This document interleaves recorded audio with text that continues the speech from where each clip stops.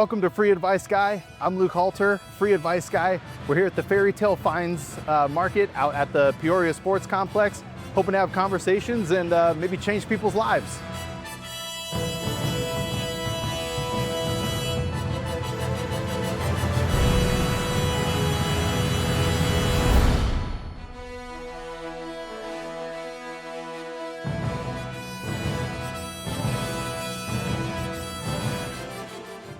You've got to hear this next conversation. This gentleman had great questions, and honestly, I wasn't expecting him to ask them in such a thoughtful way. Yeah, what sort of thoughts and questions do you have? I guess my first one is, what would you invest in?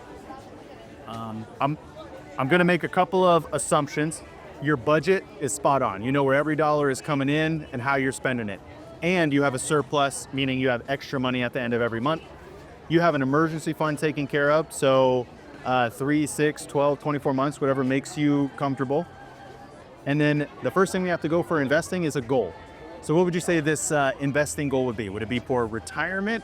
Would it be for a shorter term? Probably buying a house. Okay, this is a great question. I think this is fairly common for a lot of people. How long until you want to buy a house? I guess my goal would be 10 years. Okay, so 10 years you run into an interesting time frame. You can invest in stock because you have 10 years. But one thing you have to stomach is that it's going to go up and down. So if you're invested in stock and in 8 years we see a downturn in the market, but you needed that money for a down payment and now it's not there, okay, well now I have to wait. So a lot of people, when it comes short term, they actually invest in a money market or a high yield savings account or equivalent, so that the money's just there. But you get the people who are itching for a little more return, and it's possible you'll get more by investing in the stock market, but it's also possible that bad timing could happen and it goes down, and then if you sell out, you've made it even worse. Would you say gold is a good investment?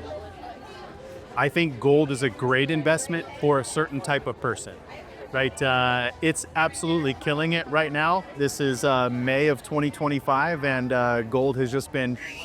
So it depends on why you're buying it. I think this is where almost any investment can be, you can make a case for, but you have to understand why. So is somebody owning gold because they want it to outpace the stock market? That might be difficult. Are they owning it as a inflation hedge? Okay, that could make sense, right? And it's sort of the same thing with Bitcoin. A lot of people are in Bitcoin, I think, for the wrong reasons, right? They want to get rich quick. I'm gonna buy some coin now and I'm going to be a millionaire next week, and you know that's the fast money is probably gone in that. So if people understand the reason they own gold or Bitcoin or some other inflation hedge, then it could be good, but it depends on the person. So for someone like me, like I like low risk, I guess. Would you say gold is a better option than crypto in that case?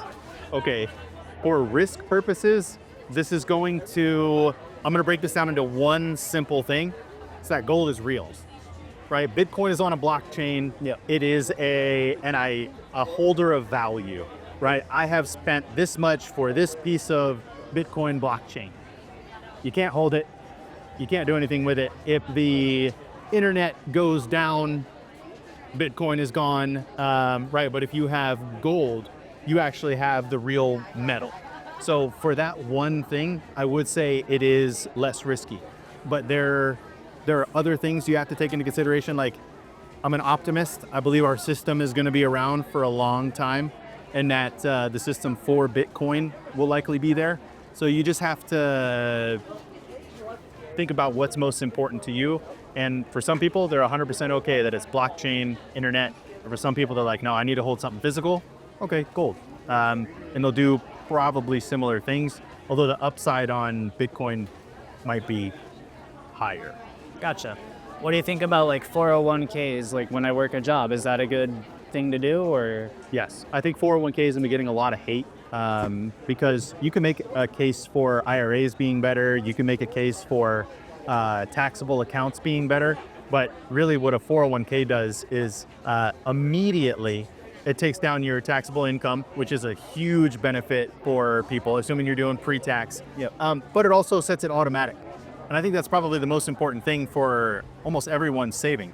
we all have the intention of putting money aside, but do we really, right? And a 401k, since it's auto coming out of your paycheck, do it, especially do it up to, at minimum, your employer match. Yeah. If your employer is going to give you 4%, make sure you're doing at least 4%. But overall for retirement, whether it's 401k, IRA, or a taxable account, which you should do all three because of their tax implications, about 20% per year, and you should be good by the time you reach retirement.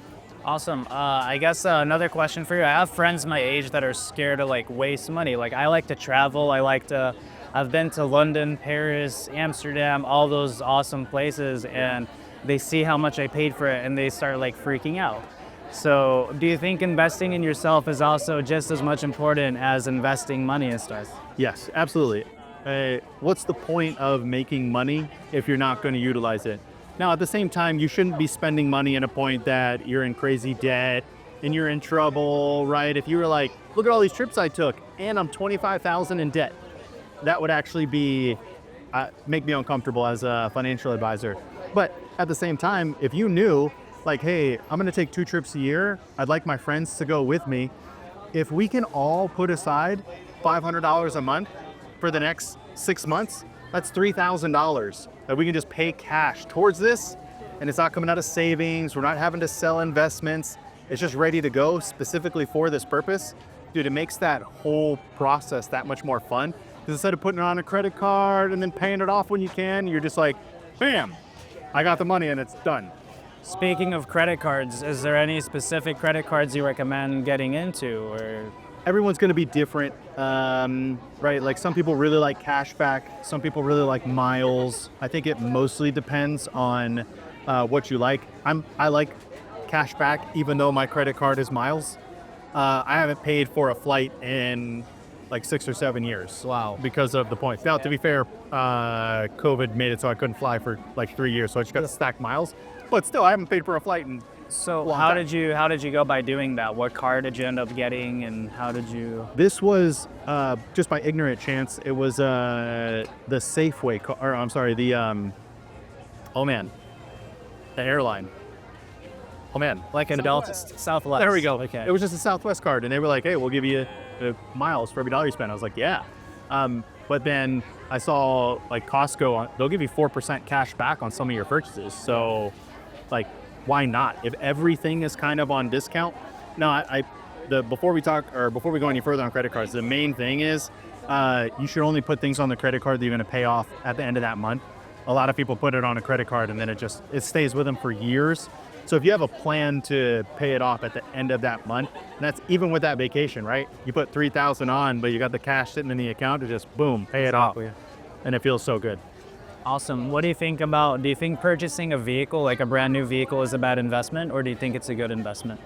So I'm not as dogmatic when it comes to these answers. Money-wise, it's a bad move, just straight up. It depreciates the second you walk off the lot, like 20+%, right? Like immediately.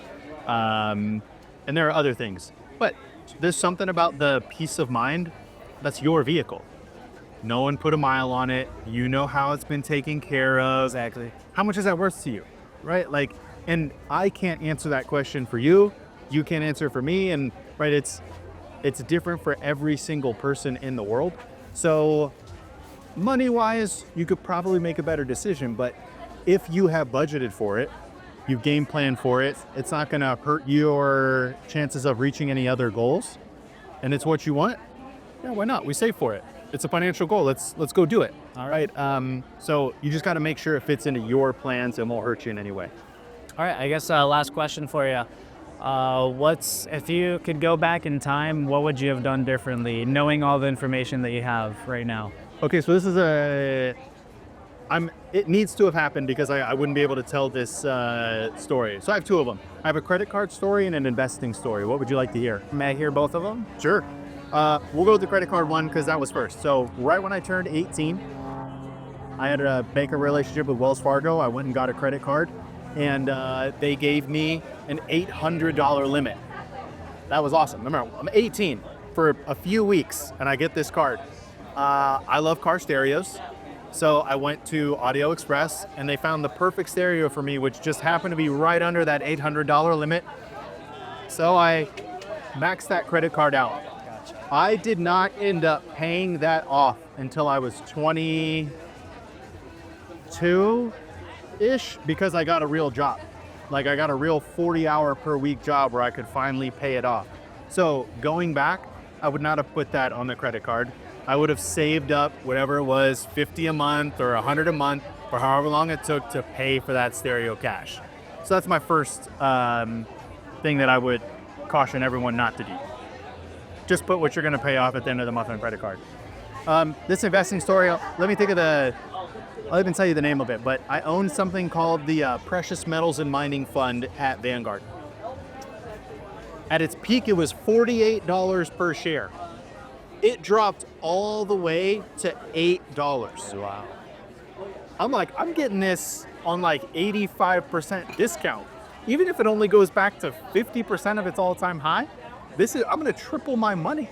Like, no doubt about it.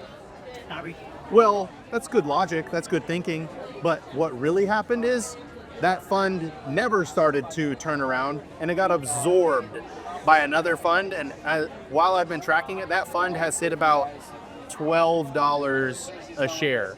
When if I had just invested that same money into the total stock market at the same time for retirement, I probably would have had a 250, 300% return. So that's another one.